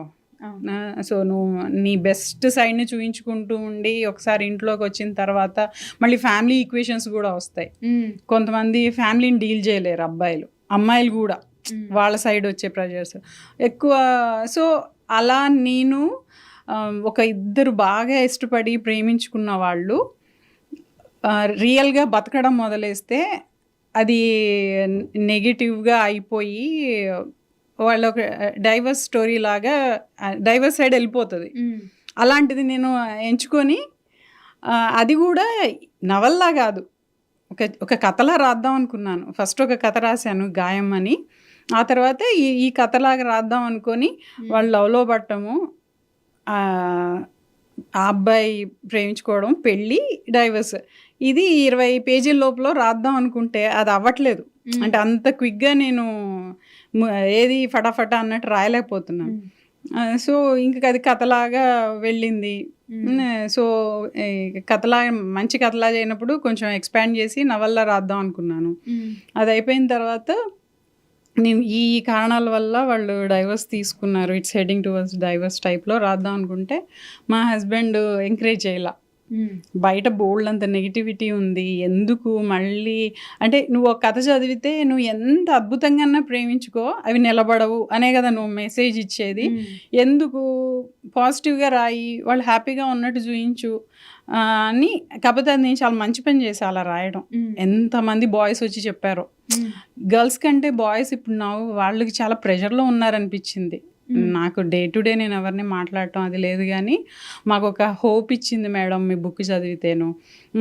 సుమన లాంటి అమ్మాయిలు చాలామంది ఉంటారు, మనకు కనిపించట్లేదు. అంత మాత్రాన లవ్ మీద అంటే వాళ్ళకి ఎట్లుందంటే నేను లవ్లోకి ఎంటర్ అవుతూ ఉంటేనే ఈ లవ్ ఉంటుందో పోద్దోలే ఇది ఎప్పుడు బ్రేకప్ అవుతుందోలే, నువ్వు మ్యారేజ్ చేసుకుంటేనే ఇది డైవర్స్ అయితే అన్న జాగ్రత్తలో నేను వీడికి ఫినాన్షియల్స్ నేనేం షేర్ చేయను, అలా ఎలా నువ్వు ఉంటున్నావో లవ్లో కూడా నువ్వు ఆ పర్సన్ని ట్రస్ట్ చేయకుండా రేపు డైవర్స్ రేపు మన బ్రేకప్ అవుతే నా సీక్రెట్స్ ఏమీ అంటే అదే నెగిటివ్ థాట్లోనే ఎంటర్ అవుతున్నావు నువ్వు. ఎందుకంటే సో చుట్టూ ఉన్నది అట్లనే ఉంది, ప్రతి ఒక్కళ్ళు అలా జరుగుతుంటే.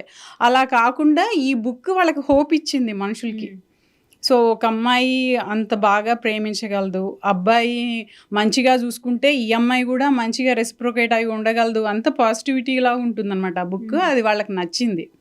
సో నేను అలా డైవర్స్కి వెళ్ళకుండా పాజిటివ్గా ఉంచడం మంచి పని చేశాను. పాయింట్ ఏంటంటే ఒకప్పుడు పెళ్లి చేసుకుంటున్నారన్నా లవ్ చేస్తున్నారన్నా కానీ తనతోనే 100 ఏళ్ల జీవితం ఊహించుకొని స్టార్ట్ చేసేవాళ్ళు. ఇప్పుడు ఆ హార్ట్ బ్రేక్ తట్టుకోలేమని చెప్పి ముందలే ఓకే వీళ్ళతో లైఫ్ లాంగ్ ఉంటామో ఉండమో, టర్మ్స్ వర్కౌట్ అయితే ఉంటాం లేకపోతే ఉండము అని చెప్పి ముందలుగా మెంటల్ గా ప్రిపేర్ అయితే కాదు. మా చిన్నప్పుడు పాటల్లో జన్మ జన్మల జనం జనం మన బంధం అని ఉంది, ఇప్పుడు అసలు వినిపిస్తుందా అది పాటలు పదాలు కూడా? ఎందుకంటే అది కామెడీలా అనిపిస్తుంది. జన్మల అసలు ఈ జన్మలో ఉంటే చాలే అన్నట్టు. సో ఇంకా స్లోగా రిలేషన్షిప్స్ మీద నమ్మకం సడలిపోతూ ఉంది. సో కొంచెం ఈ పాజిటివ్గా వచ్చేసరికి అది కూడా ఒక బ్రీజర్ మంచిగా అనిపించి అది కూడా సక్సెస్. సో అమ్మాయి అబ్బాయి పెళ్లి చేసుకొని వాళ్ళది ఏమంత ఈజీగా అయిపోలేదు కూడా. సుగుణ క్యారెక్టర్ నేమ్ సుమన. అమ్మాయి పేరు సుమన, అబ్బాయి పేరు విజయ్. ఓకే. అమ్మాయికి ప్రవీణ్ అనే అన్నయ్య ఉంటాడు. ఆ ప్రవీణ్ అనే అన్నయ్య విజయ్ బెస్ట్ ఫ్రెండ్స్. ఇదంతా 25 ఏళ్ల క్రితం స్టోరీ. ఇప్పుడంటే అబ్బాయిలు అమ్మాయిలు మంచిగానే ఫ్రెండ్షిప్స్. ఒక టైంలో 90s లవ్ స్టోరీ అనొచ్చా? 90s యా, అంటే 90sలో వాళ్ళు మీట్ అవుతారు. వాళ్ళ లైఫ్ 90sలో స్టార్ట్ అయితే ఈ బుక్కి అంత దగ్గర రాదు. వాళ్ళ పరిచయాలు అవి ఇవి 90sలో జరుగుతాయి. సో ఇంకా అన్నయ్య పాజిటివ్గా ఉంటాడు, కొంతమంది ఉంటారు కదా. సో అట్లా మ్యారేజ్ అయినా కానీ ఉంటాయి ప్రాబ్లమ్స్, లేకుండా ఉండవు. మోస్ట్లీ కూడా ఇప్పుడు మ్యారేజ్ అయిన తర్వాత కండిషన్స్ డిస్కస్ చేస్తుందా లేకపోతే బాగా లవ్ చేసుకున్న వాళ్ళు మ్యారేజ్ అయిపోయిన తర్వాత వాళ్ళు ఫేస్ చేసే సిచ్యువేషన్స్ ఎక్కడ వాళ్ళకి డిఫరెన్సెస్ అంటే వాళ్ళకి they love each other. So ఏమన్నా వచ్చినా కానీ పాజిటివ్ గానే వెళ్ళిపోద్ది. చిన్న గొడవలు ఆబ్వియస్లీ ఉంటాయి, వాటి మీద పెద్ద స్ట్రెస్ చేయలేదు. అమ్మాయి పాజిటివ్గా ఉంటుంది, అబ్బాయి చాలా అన్కండిషనల్ లవ్ లాగా ఉంటాడు. సో ఇద్దరిది పాజిటివ్గా అయ్యి 20th యానివర్సరీ దాకా వెళ్తుంది ఆ స్టోరీ. ఈ జనరేషన్ నిజంగానే ఇది చాలా అవసరం ఈ స్టోరీ. ఎందుకంటే ప్రతి ఒక్కళ్ళు అన్కండిషనల్ లవ్ ఉంటుంది కానీ సమ్ ఈగోస్ దగ్గర కానీ కొన్ని సిచ్యువేషన్స్ చిన్న వాటి దగ్గర వాటిని వదిలేసుకొని ఎంత పెద్ద ప్రేమని కూడా వదిలేసుకొని వెళ్ళి అన్కండిషనల్ లవ్ ఇప్పుడు పేరెంట్స్కి పిల్లల పట్ల ఉంటుందండి. పెద్దవాళ్ళు ఎక్కడో పిల్లల్నైతే ఆబ్వియస్లీ అన్నట్టు ఉంటుంది, మళ్ళీ పిల్లలకి పేరెంట్స్ పట్ల ఏమి ఉండదు. పేరెంట్స్కి పిల్లల పట్ల అన్కండిషనల్ లవ్ అనేది అది కూడా ఇప్పుడు కొంచెం అదే మనకి ఇన్ రిటర్న్ రాదు అని క్లారిటీ వచ్చేస్తుంది పేరెంట్స్కి. సో వాళ్ళు కూడా ఎంత ఇస్తారు అనేది నాకు తెలియదు కానీ అనే టైప్లోనే ఇప్పుడు మన కాన్సెప్ట్ పేరెంట్స్. ఒకప్పుడు ఏంటి, నువ్వు వాడిని మంచిగా చూసుకుంటావు, నువ్వు పాపను మంచిగా చూసుకుంటావు, ఆమె పెద్ద తర్వాత నిన్ను మంచిగా ఇన్ రిటర్న్ చూసుకుంటుంది అనేది కదా. ఇప్పుడు అది లేదు కదా. అవును, నువ్వు పెంచడం వరకే నీ బాధ్యత, వాళ్ళ దగ్గర నుంచి ఎక్స్పెక్ట్ చెయ్యకు అనేదే నేర్పుతున్నారు. నీకు రిటర్న్ రాదు అన్నప్పుడు నువ్వు అంత ఇవ్వగలవో నాకు అది తెలీదు. మన బాధ్యతలాగా పెంచుకోవడం వేరు. వీళ్ళు నన్ను నా కష్టంలో వచ్చి చూసుకుంటారు, ఇప్పుడు నేను ప్రేమగా చూస్తేనే వాళ్ళు నన్ను చూసుకుంటారు అన్నప్పుడు మళ్ళీ వేరుగా ఉంటుంది. సో అన్కండిషనల్ లవ్ ఎక్కువ మనం పేరెంట్స్ టు కిడ్స్ చూస్తూ ఉంటాము. అయితే మీరు ఈ లవ్ స్టోరీ గురించి ఇంత బ్యూటిఫుల్ గా రాశారు కాబట్టి డెఫినెట్ గా కూడా మీకు బ్యూటిఫుల్ లవ్ స్టోరీ ఉంటుంది.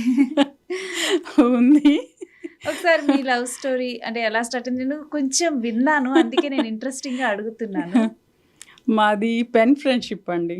పెన్ ఫ్రెండ్షిప్ విన్నాను, ఫ్రెండ్షిప్ విన్నాను. ఈ పెన్ ఫ్రెండ్షిప్ ఏంటి? మీరు అంటే మీ పిల్లలకి తెలిసి ఉండకపోవచ్చు, అప్పట్లో కలం స్నేహం అని చెప్పేసి మన అభిరుచులు, మన ఇష్టాలు మనకి తెలిసిన వాళ్ళలో ఫ్రెండ్షిప్ చేయడానికి దొరకకపోతే నెక్స్ట్ ఇంకా ఎవరినైనా ఫ్రెండ్షిప్ చేద్దాము అనే టైప్లో. కాకపోతే మా హస్బెండ్కి చాలామంది ఫ్రెండ్స్, ఆయనేమి ఆ హంట్లో లేరు. ఓకే.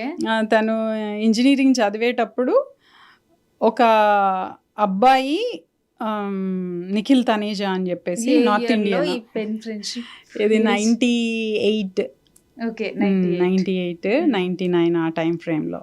ఆ అబ్బాయి నేషనల్ పెన్ పాల్ అనే బుక్లో నేను ఇంట్రెస్ట్గా ఉన్నాను ఫ్రెండ్షిప్కి అని చెప్తే వేరే ఫ్రెండ్ ఆ బుక్ కొన్నది. అది పెన్ ఫ్రెండ్షిప్కే బుక్. అలా ఆ బుక్ మొత్తం బుక్ అంతా నీకు వాళ్ళ ఏజ్ గ్రూప్లు ఉంటాయి, వాళ్ళు ఏంటి, వాళ్ళ ప్రొఫెషన్ ఏంటి, స్టూడెంట్స్ అయితే వాళ్ళు ఏ కాలేజ్లో చదువుతున్నారు, ఇంకా అట్లా నువ్వు ఏ ఇంటెన్షన్తో ఫ్రెండ్షిప్ చేసుకుంటున్నావు అనేది కూడా ఉంటుంది. అన్ని రకాలు ఉంటుంది. ఇవన్నీ అది చివరికి లవ్ లో ఎండ్ అవ్వడానికి కాదు, పెద్ద వయసు వాళ్ళు బోరు పెట్టి కూడా చేసుకోవచ్చు. చెప్పలేము ఏది ఎట్లా తెలుతుందో. అయితే తను ఆర్ఈసీ అన్నమాట, మేము పిఆర్ఈసీ అని చెప్పేసి మేము ఇంజనీరింగ్ చేసేవాళ్ళం. ఆర్ఈసీ అంటే మనకి ఎడ్యుకేషన్ వైజ్ గైడెన్స్ ఉంటుంది కదా అని అన్నట్టు మేము లెటర్ రాసాం, AR from so and so college ఏఆర్లోకి. అతనికి అంత ఇంట్రెస్ట్ లేదు మాతో ఫ్రెండ్షిప్ చేసుకోవడానికి, సౌత్ ఇండియన్ అమ్మాయిలతో. అతను నార్త్ ఇండియన్. సో ఆ ఇంట్రెస్టెడ్గా ఉన్న అబ్బాయి నిఖిల్ తనేజా అనే అబ్బాయి. సో మా హస్బెండ్ వాళ్ళ రూమ్లో పడేసి లెటర్, మీ సౌత్ ఇండియన్ అమ్మాయిలు మీరేమన్నా లెటర్స్ రాసుకుంటే రాసుకోండి అని అంటే, వాళ్ళు పాపం మన తెలుగు అమ్మాయిలు కదా, అలా ఎందుకు డిస్కరేజ్ చేయడం అని చెప్పేసి ఫ్రెండ్షిప్ ఇద్దాం, లైఫ్ ఇద్దాం కాదు. సో ఇంకా అలా లెటర్ వాళ్ళ ఫ్రెండ్స్ గ్రూప్ నుంచి మా ఫ్రెండ్స్ గ్రూప్కి వెళ్ళేది. అలా చాలా నెలలు, సంవత్సరాలు సాగింది. అందుకనే ఇప్పటికీ వాళ్ళ ఫ్రెండ్ సర్కిల్లో అబ్బాయిలందరూ మాకు తెలుసు, నా ఫ్రెండ్ సర్కిల్లో అబ్బాయిలందరూ వాళ్ళ ఫ్రెండ్ సర్కిల్కి తెలుసు. మా హస్బెండ్కి ఒక్కరికే కాదు, నాకు మా ఫ్రెండ్స్కి ఆ అబ్బాయిలందరూ తెలుసు. సో అలా సాగింది ఫ్రెండ్షిప్ కొన్ని ఏళ్ళు. ఆ తర్వాత నా ఇంజనీరింగ్ ఫైనల్ ఇయర్లో తను అడిగారు తనకి. సో ఇంకా మేము ఓకే అనుకొని. ఇవన్నీ కూడా అక్కడ రాస్తూనే అయ్యాయా? కాదు, తను నాకంటే 4 years పెద్ద ఆయన. సో నేను ఫస్ట్ ఇయర్లో ఉన్నప్పుడు తను ఫైనల్ ఇయర్. ఆ తర్వాత తను బయటకు వచ్చేసి జాబ్ చేస్తూ ఫ్రెండ్షిప్ కంటిన్యూ అయింది. సో నా ఇంజనీరింగ్ అయిపోయటానికి అడిగారు. ఆ తర్వాత నేను ఆర్ఈసీలో ఎంబీఏ చేశాను. 2 yearsలో ఇంకా వాళ్ళ పేరెంట్స్ ఒప్పుకున్నారు. తర్వాత మా పేరెంట్స్ ఫస్ట్ జనరల్ గా ఇలా లెటర్స్ త్రూ కమ్యూనికేట్ అయినప్పుడు, ఫస్ట్ టైం మీట్ అయినప్పుడు కానీ వాళ్ళ వాయిస్ విన్నప్పుడు దట్ ఎక్సైట్మెంట్ డిఫరెంట్. సో అది ఎలా అసలు ఒకసారి చెప్పండి. మేము ఫస్ట్ టైం కలిసినప్పుడు వాళ్ళు ఫోటో ఆల్రెడీ పంపించారు. సో నాకు ఫేస్ ఎలా ఉంటుంది అనేది తెలుసు. తర్వాత కాల్ చేసి మాట్లాడారు. సో వాయిస్ కూడా తెలుసు. వాయిస్ అది ఇది కలిపి ఒక మనిషితో చూడటం ఒక్కటే అది. చూసారా? ఇయర్స్ ఇప్పుడులా కాదు కదా. అప్పట్లో ఫోన్ కాల్స్ అవి కూడా అంత ఎస్టీడీ అవి కూడా చాలా ఎక్స్పెన్సివే. సో కొన్ని మాట్లాడడం అయితే 1 year తర్వాత అట్లా అయింది. ఇంకా మనిషిని చూడటము ఇంకా ఇంకొక 1 year తర్వాత అట్లా బాగానే టైం పట్టింది. చాలా మంచిగా అనిపిస్తుంది. కానీ ఒక మూవీ చూస్తున్నట్లు మేబీ ప్రతి ఒక్కరికి ఒక్కసారి ఇలాంటి లైఫ్ ఎక్స్పీరియన్స్ ఉండాలేమో. మా హస్బెండ్ అనేవాళ్ళు, మాది ఎప్పుడన్నా స్టోరీ రాసి సినిమా తీద్దాం అని. నేనే కొంచెం అక్కడ ఇక్కడ వాడేస్తున్నాను. సో ఫ్రెష్నెస్ ఏమి ఉండకపోవచ్చు మా స్టోరీ నిజంగా. కాకపోతే స్టోరీ ఇప్పుడు దాకా రాలేదు కదా.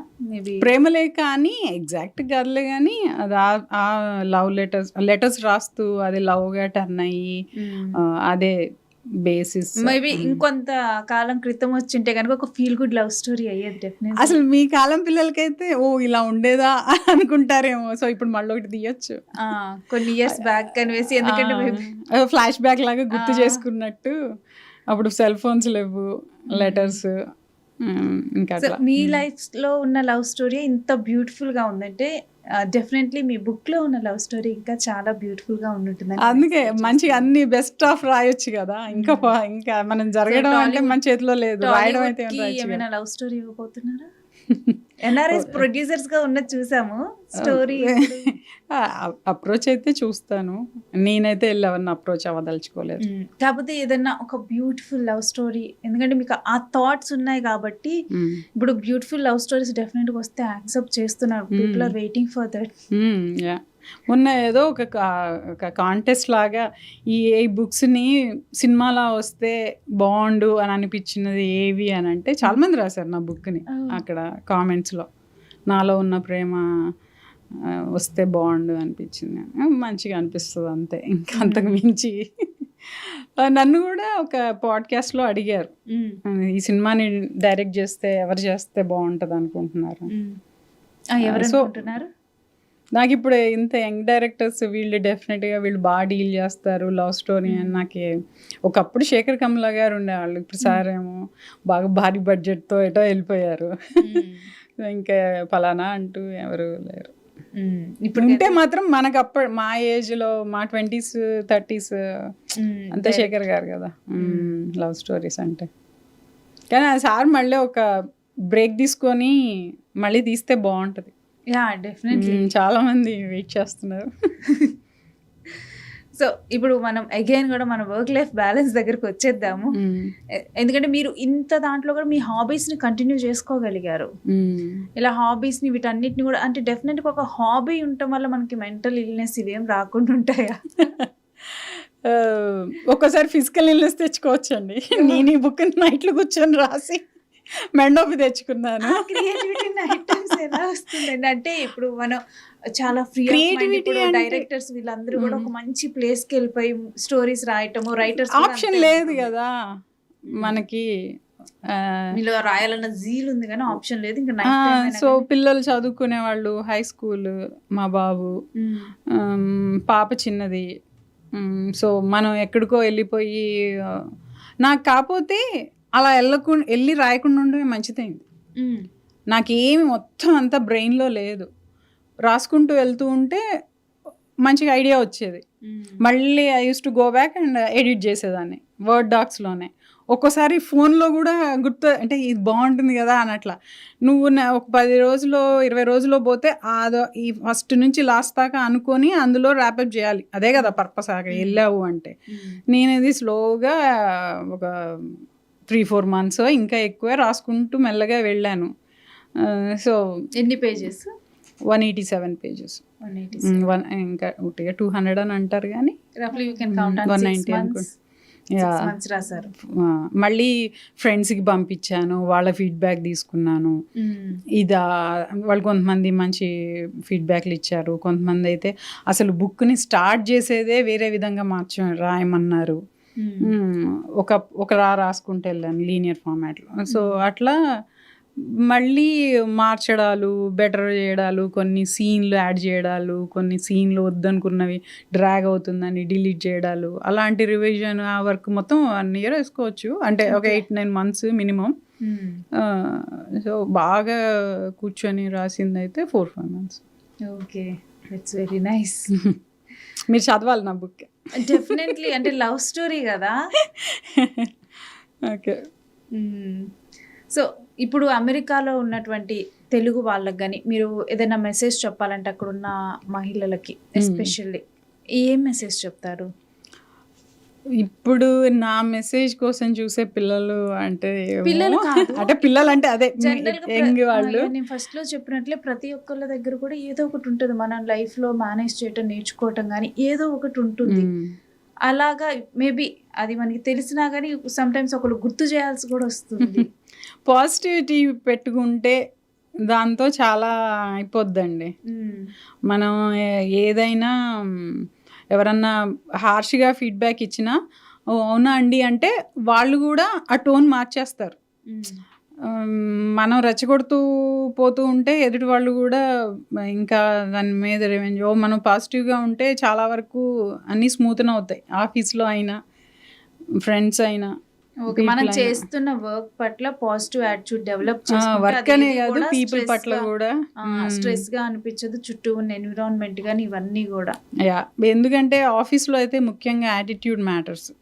నీకు పని రాపోయినా కానీ జనాలు ఓర్చుకుంటారు, నేర్చుకునేంత వరకు ఆగుతారు. కానీ బ్యాడ్ యాటిట్యూడ్తో అట్లా ఉంటే మాత్రం పీకేస్తారు. నేను మా కంపెనీలో 18-19 ఇయర్స్ నుంచి ఉన్నాను. 18 అయిపోయింది, ఇప్పుడు 19th నడుస్తోంది. నా పాజిటివ్ యాటిట్యూడ్తోనే ఇక్కడ దాకా వచ్చాను. హెల్త్ బాగాలేదు అంటే కూడా సరే నేను వేరే ఊరు వెళ్తాను అంటే నాకు ఫర్ ఎవర్ వర్చువల్గా వర్క్ చేసేది ఇచ్చారు. Okay. ఇంకా ఇదే ఉంది కాన్సెప్ట్ కదా, నోరు మంచిది అయితే ఊరు మంచిది అవుతుంది. ఓకే. పాజిటివ్ That's అంటే true. అంతే. సో వెల్ బిహేవియర్, మనం చేసే వర్క్ పట్ల పాజిటివ్ యాటిట్యూడ్. కొంచెం సొసైటీకి కూడా గివ్ బ్యాక్ నేచర్ ఉండాలి. ఎప్పుడు తీసుకోవడమే కాకుండా అవును గివ్ బ్యాక్ నేచర్ ఉంటే మనం అనుకుంటాం, అవును మనం నలుగురు అబ్జర్వ్ చేస్తూనే ఉంటారు ప్రతిదీ మనం చేసేది. మనం మంచి చేస్తే చూస్తుంటారు, చెడు చేసినా చూస్తూ ఉంటారు. పాజిటివ్ అయితే కొంచెం అంటే మంచిగా మనం వస్తది. చేస్తున్న ఏ పనిలో అయినా కానీ మనకి ప్రేమ లభించింది అనుకోండి, మనకి ప్రేమ బ్యాక్ వస్తే అది మనకి బర్డన్ గా అనిపించదు. ఇప్పుడు మీరు గివ్ బ్యాక్ టు సొసైటీ అన్న కాన్సెప్ట్ ఉంది కదా, అలా మనం ఇస్తున్నప్పుడు ఆటోమేటిక్ గా కూడా వాళ్ళ నుంచి మనకి ఏదో ఒక టైంలో లవ్ వస్తుంది బ్యాక్ కి. నీకు అట్ ద సేమ్ టైము నిన్ను రెస్పెక్ట్ఫుల్గా కూడా ఉంటారు మనుషులు. అవును. ఇప్పుడు నువ్వు ఒకటి, మా హస్బెండ్ వాళ్ళ విలేజ్లో చాలా చేసాము. అది వేరే వాళ్ళు ఆ టైంలో వాళ్ళు హెల్ప్ చేసినా చేయకపోయినా కానీ నిన్ను రెస్పెక్ట్ఫుల్గా మా అమ్మాయి మంచిగా చేయడానికి ట్రై చేస్తోంది అనేది ఉంటుంది.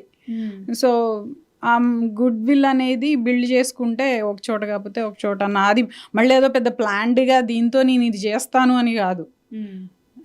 హానెస్ట్గా ఉండి ఆ నిబద్ధతతో చేస్తే మంచిగా అవుతుంది. నాకు దీన్ని నా పిఆర్ కోసం వాడుకుందాము అనుకుంటే అది నీ ఆలోచనలో ఉన్నది అది బయటపడుతుంది ఏదోసారి నీ యాక్షన్స్లో. అప్పుడు లేదు నేను హెల్ప్ చేయడం కోసమే చేస్తున్నాను అనుకునే, అంటే ఎవ్వరూ పిచ్చోళ్ళు కాదు మన ఫ్రెండ్స్. సో నువ్వు నీ ఇల్ ఇంటెన్షన్స్తో చేస్తున్నావా, పాజిటివిటీతో చేస్తున్నావా అనేది కూడా అర్థం అవుతుంది. అసలు అదేనే కాదు ప్రతిదీ.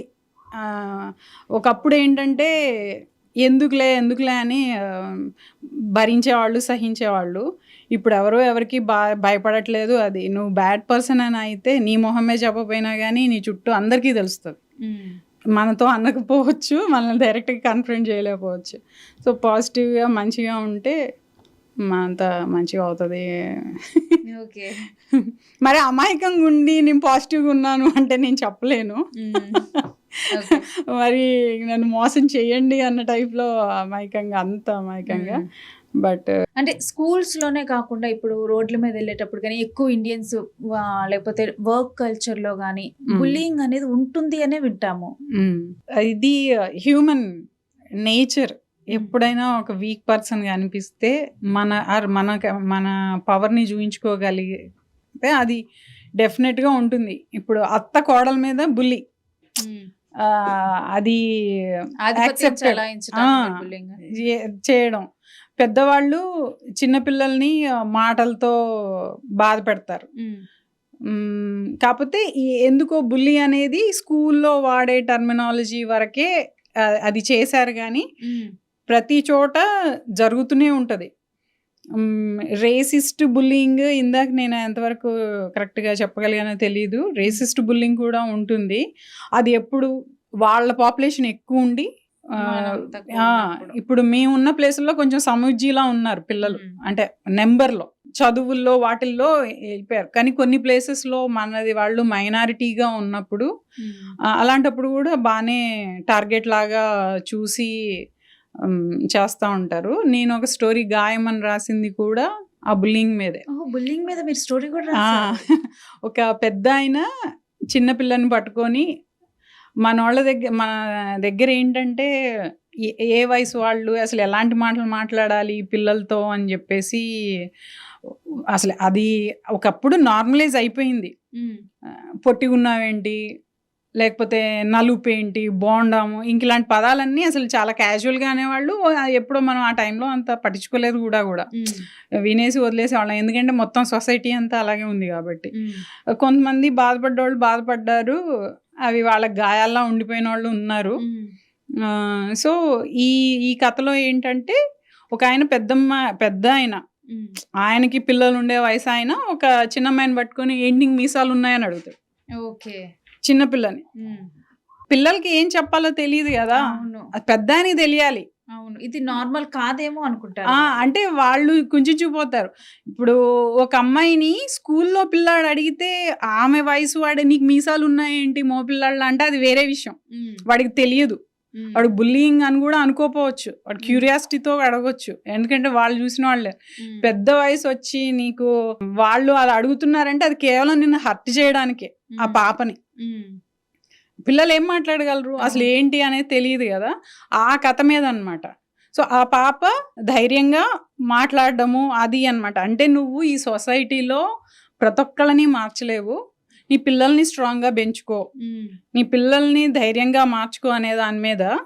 కానీ ప్రతి ఒక్కళ్ళ పిల్లలు అలా ఉండరు కాబట్టి అది పెద్దోళ్ళకు కూడా తెలియాలి. నువ్వు ఇలా ఏది పడితే అది మాట్లాడకూడదు. పొట్టిగున్నా అంటే ఏం చేస్తారు పిల్లల్ని పట్టుకొని. పెద్దవాడైనా పొట్టోడా అంటే అప్పటికప్పుడు వాళ్ళు ఇదంతా జీన్స్ అదంతా కదా. సో ఇవన్నీ సో అదొక రకమైన బుల్లింగ్ ఆర్ ఎట్లా మాట్లాడాలి, ఒక సెన్సిబిలిటీస్ ఉండాలంటారు కదా. ఆ సెన్సిబిలిటీస్ లేని వాళ్ళ గురించి రాసిన కథ అన్నమాట. దానికి కూడా మంచి రెస్పాన్స్ వచ్చింది. అంటే ఇప్పుడు సొసైటీ పరంగా రాశారు, లవ్ స్టోరీస్ రాశారు. ఏది చూసినా కానీ కొంచెం మన రియల్ లైఫ్ లోకి దగ్గరగా ఉన్నవి చూసి ఇన్స్పైర్ అయ్యి రాసిన వాటిలాగా. నేను ఫేస్బుక్ లో చాలా ఇన్సిడెంట్స్ కూడా రాస్తుంటాను. అవి నిజంగా కథల్లా రాయొచ్చు అని చెప్తా ఉంటారు కొంతమంది. దీనికే కొంచెం ముందు వెనక కథ యాడ్ చేస్తే దీనికి కథ రాసుకోవచ్చు తెలుసా. అది డెఫినెట్ గా ఏంటంటే ఒక స్పందించే గుణం. కొంతమంది దాన్ని ఏదైనా చిన్నదాన్ని కూడా చాలా డీప్ గా ఫీల్ అవ్వగలుగుతారు. నాకు నేను బాధపడకపోయినా నేను అది మాటల్లో పెట్టి ఆలోచింపగలిగేలాగా రాయగలను. అంటే మీకు ఎవరైనా దీనికి ఇన్స్పిరేషన్ ఉన్నారా పర్టికులర్ గా ఎవరైనా? ఇన్స్పిరేషన్ అని అంటే నేను ఫస్ట్లో రాసినప్పుడు చాలామంది పాజిటివ్గా అవునమ్మా మాకు అట్లా ఇట్లా కామెంట్స్తో వల్లనే నన్ను సప్రెస్ చేసేటట్టు గుడ్ ఆర్ బ్యాడ్ అలాంటి సర్కిల్ తగలలేదు. ఒకళ్ళు అలా తగిలితే వాళ్ళని వదిలించుకున్నాను. సో మళ్ళీ మనం ఫేస్బుక్లో నేను ఒక స్ట్రాంగ్ లేడీని, నాకు అసలు కష్టాలే ఉండవు టైప్లో ఎప్పుడు ప్రొజెక్ట్ చేసుకోలేదు. మనం డే టు డే పడే ఇబ్బందులు అవి ఇవి ఉన్నప్పుడు వీళ్ళు అమెరికాలో వీళ్ళకి కష్టాలు ఉంటాయి, వీళ్ళు పిల్లలతో ఇబ్బందులు పడుతూ ఉంటారు వీళ్ళకి అనే వచ్చినప్పుడు సో వాళ్ళు వాళ్ళ సైడ్ ఆఫ్ స్టోరీలు వాళ్ళకి అబ్జర్వ్ చేసినవి లేకపోతే వాళ్ళ ఫ్రెండ్ సర్కిల్లో విన్నవి ప్రతిదీ ఏ టాపిక్ రాసినా మనం నువ్వు ఎవరిని జడ్జ్ చేయకుండా ఇది అని రాస్తే వాళ్ళ వర్షన్ చెప్తూ ఉండి అలా ఇంకా మనం 4 పాయింట్లు ఎక్కువ తెలుసుకోవడము, 4 విషయాలు ఎక్కువ తెలుసుకోవడము, అదే స్పందించడం అంటే మనం కళ్ళతో చూడగలిగిన దాన్ని రాయగలగడమే. అది ఎవరిని బాగా తప్పు పట్టకుండా. మీకు బాగా నచ్చిన బుక్స్ ఉన్నాయా? నాకు ఇద్దనపూడి సులోచన రాణి గారివి ఆ స్టైల్ ఆఫ్ రైటింగ్ ఇష్టం. అంటే అందులో కూడా నెగిటివ్ క్యారెక్టర్స్ ఉంటాయి, బట్ ఎందుకో ఆ భాష నాకు నచ్చుద్ది. ఆడవాళ్ళు కూడా కాబట్టి కొంచెం అది మనం అవ్వగలమేమో, రిలేట్ అవుతారు. సో మీనా అవి అంటే ఎక్కువ చదవలేదు, ఇప్పటికి ఇంకా కొనుక్కొని చదువుతూనే ఉన్నాను. కాకపోతే ఆ స్టైల్ ఆఫ్ రైటింగ్ అది నచ్చుద్ది. ఏంటంటే యండమూరి వీరేంద్రనాథ్ గారి బుక్స్ చదివాను. ఆ తర్వాత శ్రీవి అప్పట్లో బాగా మా చిన్నప్పుడు అసలు వస్తున్నాయి జగన్నాథ చక్రాలు అంటే పుస్తకాలన్నీ చదివాను. నాకు అప్పటికున్న ఎక్స్పోజర్కి ఇవి ఎందుకు గ్రేట్ అయ్యాయి ఏంటి అనేది నాకు అర్థం కాలేదు. అది నీకు కొన్ని విషయాలు అర్థం అంటే కూడా నీకు మెచ్యూరిటీ ఉండాలి కదా. నేను బాగా ఎర్లీ ఏజ్లోనే చదివేసేసరికి నాకు అది దాని ఇంటెన్సిటీ అర్థం కాలేదు. 2-3 years బ్యాక్ మా ఇంట్లో ఆయన పెట్టారు మళ్ళీ ఒక మీట్. అప్పుడు ఆ మీటింగ్ కోసం అని చదివి మళ్ళీ చదువుతుంటే ఆయన గురించి చెప్తుంటే గర్జించు రష్యా అని చెప్పి అది రాశారు. అప్పుడే యుక్రెయిన్ వార్ స్టార్ట్ అయింది. అప్పుడు రష్యానే అప్పుడు అందరూ అది ఆక్రమిస్తుంది అంటున్నారు. ఒకప్పుడే సెకండ్ వరల్డ్ వార్ టైంలోనేమో ఆయన దాన్ని. సో ఎందుకో నాకు ఇప్పుడుకి వచ్చిన అవేర్నెస్తో శ్రీశ్రీ గారి రచనలు ఇవి నేను ఇప్పుడు అప్రిషియేట్ చేయగలిగాను. కొన్ని కొన్ని అంటారు కదా, ఒక్కొక్క వయసులో ఒక్కోలా అర్థం అంటే అవుతూ మీ ఉంటాయని. ఇంట్లో మీటింగ్ అంటే మీ ఫ్యామిలీలో మా యుఎస్లోలేండి, ఓకే ఏదో ఒక ఇంట్లో పెట్టుకుంటారు ఇలాంటివి. పెద్ద పెద్ద హాల్స్లో అట్లా అంతా ఉండరు కదా ఈ అమెరికాలో. ఎవరో ఒకళ్ళ ఇంట్లో గెట్ టుగెదర్లో పెట్టుకుంటారు. అలా ఆయన గారి యానివర్సరీని, అంటే ఓకే గెట్ టుగెదర్ లో ఇలా కూడా ఎవరైనా ఇప్పుడు ఇది రచయితల ఓన్లీ anniversary లో ఉన్నారా? సాహితీదే రెగ్యులర్ గా గెట్ టుగెదర్ కాదు. ఆయనకి అంటే దీనికి ఆయన ఒక అడ్మైర్ group చేసే of వాళ్ళే people. వచ్చారు. ఓకే అక్కడ ఇంకా ఉన్నారు గ్రూప్ ఇలా ఈ ఓ kind. డాలస్ లో ఎక్కడికక్కడ బాగా అంటే ఇవి వాళ్ళకున్న హాబీస్ ప్రకారం కూడా ఒక కమ్యూనిటీ లాగా అయిపోయి గెట్ టుగెదర్ లో చెప్తాయా? మన డాలస్ లో ఎంత మంది ఉంటారంటే ఏ యాక్టివిటీకైనా గ్రూప్ దొరుకుతుంది. మూవీస్ ఇష్టపడే వాళ్ళకి మూవీస్ ఇష్టపడే వాళ్ళకి మూవీస్, మ్యూజిక్ ఇష్టపడే వాళ్ళకి మ్యూజిక్. నాకు నేను భక్తి ప్రపత్తులతో విపరీతంగా పూజలు చేస్తా అంటే నీకు ఆ గ్రూప్ దొరుకుతుంది. నాకు బాగా ప్రపంచం ఫ్యాషన్ వాళ్ళకి ఇంట్రెస్ట్ అని అంటే ఆ ఫ్యాషన్లో తిరిగే గ్రూపులు ఉంటాయి. నాకు రీల్స్ ఇష్టం అంటే రీల్స్, డ్యాన్స్ ఇష్టం అంటే ఎన్ని డ్యాన్స్ అకాడమీస్ ఉన్నాయో అన్ని రకాలవి. సో మనకు అదే. సో మీకు అనే ఈ విపరీత పోకళ్ళు కూడా ఎందుకు కనిపిస్తాయంటే అంత పాపులేషన్ ఉంది కాబట్టి. అంత వాళ్ళు చిన్నగా చేసినా కానీ పెద్దగా అయిపోతుంది. ఓకే అంటే మీరు మూవీస్ చూస్తారా? ఎప్పుడు చూసినా కానీ బుక్స్ రాయటం చదవటం ఉంది, మరి గ్యాప్ లో మూవీస్ చూసే గ్యాప్ ఉందా? ఒకప్పుడు బాగా చూసేదాన్ని, ఇప్పుడు కొంచెం చూసి అయ్యాను. ఓకే ఇప్పుడు ఏ కైండ్ ఆఫ్ మూవీస్ మీరు రైటింగ్ స్టార్ట్ చేసిన తర్వాత ఏ కైండ్ ఆఫ్ మూవీస్ నచ్చడం స్టార్ట్ అయింది? అలా రాస్తున్నా కాబట్టి ఇది అని ఏం లేదు. అంటే మనకి ఇప్పుడు కొన్ని మూవీస్ ఎమోషనల్ గా హార్ట్ లో ఉండిపోవటం కానీ మనకి కనెక్ట్ అయ్యే ఉంటాయి కదా అలా. అది ఫస్ట్ నుంచి ఉందండి నాకు. బాగా క్రైమ్, థ్రిల్లర్స్, వైలెన్స్ అది ఫస్ట్ నుంచి నాకు అంత నచ్చదు. ఓకే ఎప్పుడైనా లవ్ స్టోరీస్ అది ఇది కొంచెం. Favourite movie all time favourite? All time అంటూ నేను ఎప్పటికప్పుడు మారిపోతా ఉంటుంది. లవ్ స్టోరీ అని ఇంగ్లీష్లో ఒకటి ఉంది, అది. నోట్బుక్ అనే మూవీ ఉంది. ఆ తర్వాత ఇంకా ఇప్పుడు కొత్త కొత్తవి ఈ మధ్య కూడా చూస్తున్నాను. మా పాప కూడా చెప్తోంది కొన్ని స్టోరీస్, కొన్ని లవ్ స్టోరీస్ ఇంగ్లీష్వి. తెలుగువి నాకు బేసిక్గా అంత పర్టికులర్గా ఉండను, మరీ బ్యాడ్గా ఉంటే తప్ప నాకు చాలా వరకు నచ్చుతాయి సినిమాలు.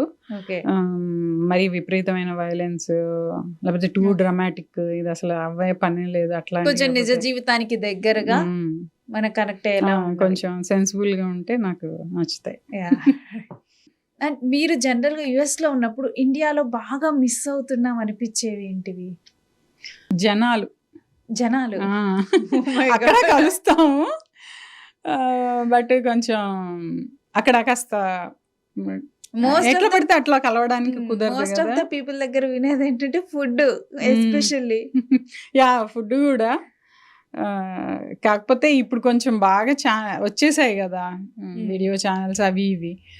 కొంచెం ఓపిక ఉంటే ఎట్లా చేసుకోవాలో అంత డీటెయిల్ చూపిస్తున్నారు. అది కాకపోతే ఇప్పుడు ఏమైనా కావాలన్నా ఇండియన్ స్వీట్స్ కానీ పికిల్స్ కానీ ఏదైనా ఫేవరెట్ ప్లేస్ ఉంటే ఆర్డర్ పెట్టేసుకుంటారు. మరి డాలస్ కి వచ్చిన తర్వాత అసలు ఫుడ్ ని మనం మిస్ అయ్యే పికిల్స్ ఇవన్నీ ఆర్డర్ పెట్టడం ఫైన్. ఇప్పుడు రీసెంట్ గా ఇప్పుడు టారిఫ్స్ స్టార్ట్ అయిన తర్వాత కొన్ని పికిల్స్ అన్ని ఆపేయటము, ఫుడ్ ఇదంతా కూడా మధ్యలోనే ఆపేస్తున్నారని విన్నాం, నిజమేనా?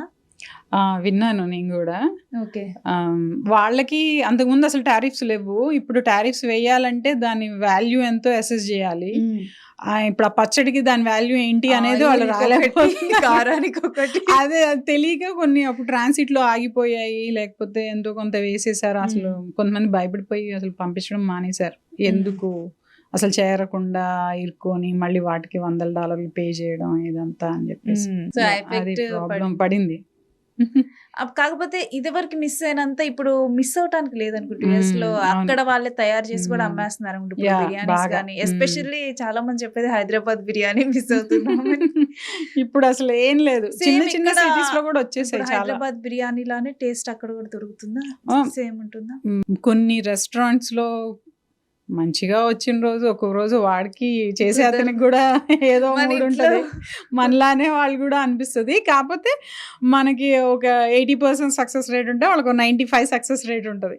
ఎప్పుడన్నా ఒక కొన్ని రోజులు బాగుండకపోవచ్చేమో కానీ సో మాకు డాలస్లో ఉన్నప్పుడు అసలు ఫుడ్ మిస్ అవ్వడం, బట్టలు, ఇప్పుడు మనుషులు కూడా అంత ఏం లేదు, మన ఏరియా ఆఫ్ ఇంట్రెస్ట్ పెట్టుకొని వాళ్ళతో కలుసుకుంటూ ఉండొచ్చు. అండ్ మోస్ట్లీ ఇంకొకటి ఏంటంటే ఇప్పుడు మనకి ఫుడ్ ఇక్కడ ఇండియాలో ఏంటంటే మేకింగ్ ఇంట్లో వండుకుంటే కొంచెం తక్కువైంది, బయట తింటే ఎక్కువైంది. కానీ అక్కడ బయట తింటేనే కొంచెం తక్కువైంది, ఇంట్లో వండుకోవడం అసలు గ్రోసరీస్ కాదండి. అవన్నీ కలిపి ఎక్కువైతాయి అని. అలా అసలు ఉండదు. ఆరు వాళ్ళది ఇది ఈక్వల్ అవుతుందంటే నువ్వు ఫ్రెష్ది, వాళ్ళు ఫ్రోజన్దో ఏదో వండుతున్నారు. నాన్ వెజ్ అయితే ఆబ్వియస్లీ అదైతే 6 months ఓల్డ్ అది ఇంకా ఫ్రోజన్ చికెనే అంటారు. ఇప్పుడు మంచిగా అమెరికా కాస్ట్ గురించి మాట్లాడితే ఇప్పుడు ఇంట్లో అదే కాస్ట్ మనది ఎందుకు ఎక్కువ అవుతుంది అటు ఇటుగా అంటే నువ్వు ఫ్రెష్గా కట్ చేసిన చికెన్ని కొనుక్కొని తెచ్చుకుంటున్నావు. వాళ్ళు ఎక్కడో ఆస్ట్రేలియాలో ఎక్కడో ల్యాంబ్ని కట్ చేసి మటన్కి మనం ఒక అర కేజీ $10 $12 పెట్టుకొనుకుంటే వాళ్ళు ఎక్కడో షిప్పుల్లోంచి ఒక సంవత్సరం క్రితం కట్ చేసిన మటన్ని $3కో $4కో కొనుక్కోగలిగితే అప్పుడు మన fresh food, hotel made food equal రేట్కి రాగలుగుతున్నాయి. సో నువ్వు మనం మంచిది ఆరోగ్యకరమైన తింటున్నట్టు. ఇప్పుడు మోస్ట్లీ చూస్తే కూడా అక్కడ ఉన్న వాళ్ళు అయితే ఇప్పుడు ఆ కంట్రీలో ఉన్న వాళ్ళు బయట తింటూ ఉంటారు, బట్ మన ఇండియన్స్ మోస్ట్లీ కూడా కుక్ చేసుకోవడానికి ప్రిఫర్ చేస్తూ ఉంటారు. యా ఇంకా అంటే టేస్ట్ బర్డ్స్ కోసమా లేకపోతే దిస్ హెల్దీ హ్యాబిట్స్ వీటి కోసమా?